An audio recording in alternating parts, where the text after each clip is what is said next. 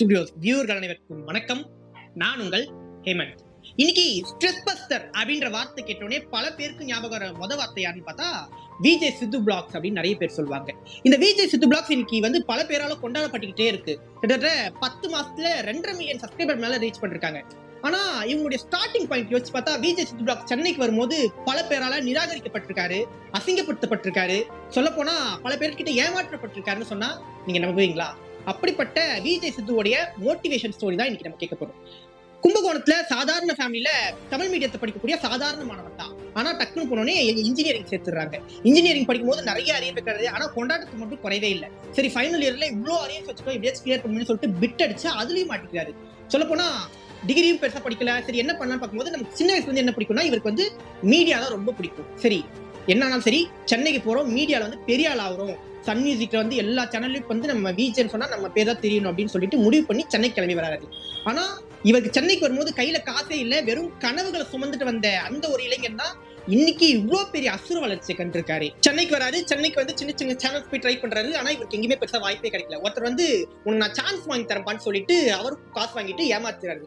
அப்பதான் இவருக்கு ஒண்ணு புரியுது, இங்க மீடியால ஜெயிக்கணும்னா அவ்வளவு ஈஸி இல்ல, ரொம்ப கஷ்டப்படணும் அப்படின்றது அவருக்கு அந்த பாயிண்ட் தான் ரியலைஸ் ஆகுது. ஒண்ணு, இங்க நம்ம போராடி ஜெயிக்கணும், இல்லைன்னா ஊருக்கு ஓடி போயிடணும் அப்படின்றது இவருக்கு புரியுது. ஆனா என்ன ஆனாலும் சரி, நான் இதே ஊர்ல இருந்து போராடி ஜெயிச்சு காட்டுவேன்னு சொல்லிட்டு ஃபர்ஸ்ட் என்ன பண்ணும், சர்வைவலுக்கு ஏதாவது பண்ணலாம்னு சொல்லிட்டு போஸ்டர் சொல்றாரு, பேம்ப்ளெட் கொடுக்குறாரு, இப்படி சின்ன சின்ன வேலைகளை செஞ்சுக்கிட்டே இருக்காரு. ஆனா நம்ம எதுக்காக ஊர்ல இருந்து வந்தோம், இப்ப என்ன பண்ணிட்டு இருக்கோம், நம்ம மீடியால சாதிக்கணும் தானே வந்தோம். அப்ப என்ன பண்ணும், பெரிய பெரிய சேனல்ஸ்ல நமக்கான வாய்ப்பு கிடைக்கல, அப்ப சின்ன சின்ன சேனல்ஸ் போய் ட்ரை பண்ணலாம்னு சொல்லிட்டு ஃபர்ஸ்ட் ஒரு சேனல்ல போய் இன்டர்நெட் ட்ரை பண்றாரு. அங்க இருந்து சின்ன சின்ன சேனல்ஸ்ல விஜேஸ் பண்ணிக்கிட்டே இருக்காரு. தொடர்ந்து அவர் வாய்ப்பு கிடைச்சிட்டே இருக்கு. தீரன் டிவில பண்றாரு, வசந்த் டிவில பண்றாரு. இப்படி சின்ன சின்ன சேனல்ஸ் பண்ணிட்டே இருக்கும்போது தான் அவருக்கு ஆர்ஜே விக்னேஷ்காந்த் அவருடைய நட்பு கிடைக்குது. ஆர்ஜே விக்னேஷ்காந்த் அவர்கள் டக்குனு ஸ்மைல் செட்டைகள் ஒன்று ஆரம்பிச்சாங்க. நீ அதுல பிராங்க் ஷோ ட்ரை பண்றா, உனக்கு பிராங்க் ஷோ நல்லா வருது, நீ அதுல ட்ரை பண்ணலாம் அப்படின்னு சொன்னோன்னே இவர் தொடர்ந்து அதுல வீடியோஸ் பண்ணிட்டே இருக்காரு. அப்பதான் வீட்டுல பாக்குறாங்க, இவன் மீடியான்னு சொல்லிட்டு இருக்கான், இவனுக்கு ஒரு கல்யாணம் பண்ணி வச்சிடலாம் அப்படின்னு சொல்லிட்டு அரேஞ்ச் மேரேஜ் ஷாலினி அவர்களை பண்ணி வைக்கிறாங்க. சொல்ல போனா இன்னைக்கு லவ் மேரேஜ் கப்பிள்ஸே பொறாமப்படுற அளவுக்கு விஜய் சித்து அவர்களும் ஷாலினி அவர்களும் இருக்காங்கன்னு சொன்னா அதுதான் உண்மை. இங்க மீடியாக்காரனுக்கு பொண்ணு கிடைக்கதே கஷ்டம் அப்படின்னு சொல்லிட்டு சொல்லுவாங்க. ஆனா விஜய் சித்து அவரோட ஸ்டார்டிங் பீரியட்லயே மிகப்பெரிய அளவுக்கு இவங்க நம்பிக்கை வச்சிருந்தாங்க. இவர் என்னன்னா சரி, இவருக்கு ஒரு நல்ல டேலண்ட் இருக்கு, இவர் மீடியால மிகப்பெரிய பர்சனா வருவான்னு சொல்லிட்டு ஸ்டார்டிங் பீரியட்ல இருந்தே சப்போர்ட் பண்ணிட்டு இருந்தாங்க.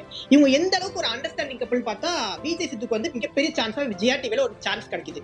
இவர் அப்பதான் அவருடைய ஃபர்ஸ்ட் சான்ஸ் மிகப்பெரிய சேனல்ல, அதான் ஒரு மிகப்பெரிய சான்ஸா இருக்கு. ஆனா அதே நாள் இன்னைக்குதான் இனியால டெலிவரி டேட்டும் செட் பண்றாங்க, அவங்க குழந்தையோட டேட்டு. ஆனா இவருக்கு அங்க போயிடலாமா அப்படின்னு சொல்லிட்டு இவர் யோசிச்சுக்கிட்டே இருக்காரு. இவருக்கு ரொம்ப பதட்டமா இருக்கு. ஏன்னா அந்த காம்ப்ளிகேஷன், அந்த டெலிவரியில பயங்கரமான காம்ப்ளிகேஷன்ஸ் இருக்கு. அங்க போலாமான்னு யோசிச்சுட்டு இருக்கும்போது அவங்க என்ன சொல்றாங்கன்னா, நீ ரொம்ப வருஷமா வெயிட் பண்ணி இந்த சான்ஸ் பா, நீ ஃபர்ஸ்ட் அங்க போய் உன்னால முடியும் அப்படின்னு சொல்லிட்டு அப்ப அவங்க ஒரு ஹோப் கொடுக்குறாங்க. அதே நாள் அன்னைக்குதான் இனியால் பிறக்கிறாங்க. அவருடைய ஃபர்ஸ்ட் ஷோ, மிகப்பெரிய ஷோ அன்னைக்குதான் ரிலீஸ் ஆகுது.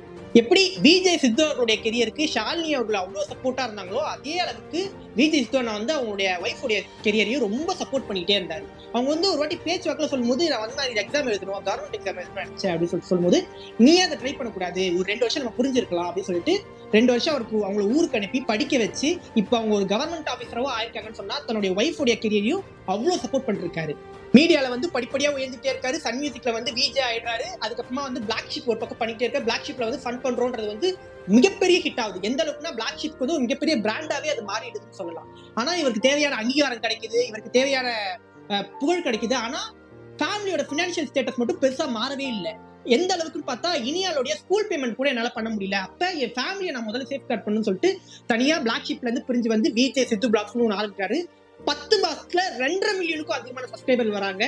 அது இல்ல பெரிய விஷயம். இப்ப ஒவ்வொருத்தரும் என் ஃபேமிலில என் பையன் மாதிரியே நீ பண்றப்பா, என் ஃபேமிலி என் கேங்ல இப்படிதான் ஒருத்தர் இருப்பான், எப்பயுமே விளையாட்டுத்தனமா இருப்பான், அப்படி தன் ஃபேமிலியில தன்னுடைய கேங்ல அப்படின்னு சொல்லிட்டு ஒவ்வொருத்தரும் தன் கூட கனெக்ட் பண்ணி பாத்துக்கிறாங்க. அவ்வளவு கொண்டாடுறாங்க.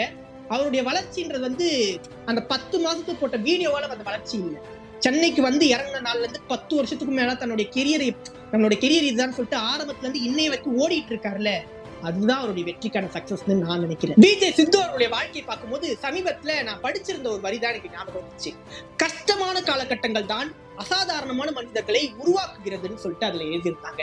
அவருடைய வாழ்க்கையில வர எந்த ஒரு காலகட்டமா இருக்கட்டும், அவர் போஸ்டர் கொடுத்ததா இருக்கட்டும், அவர் பேம்ப்ளெட் கொடுத்ததா இருக்கட்டும், அவர் சான்ஸ் தேடி அலைஞ்ச காலகட்டமா இருக்கட்டும், எதையுமே என்னுடைய ஸ்ட்ரகிளா பார்க்காம அது என் வாழ்க்கையுடைய அடுத்த படிக்கட்டுன்னு சொல்லிட்டு அவர் தொடர்ந்து அதுக்கப்புறம் உழைச்சுக்கிட்டே இருந்தார்ல, அதுதான் இன்னைக்கு இவ்வளவு பேர் மனசுலயே அவர் இடம் பிடிக்கிறதுக்கு ஒரு முக்கியமான காரணமா இருக்கு.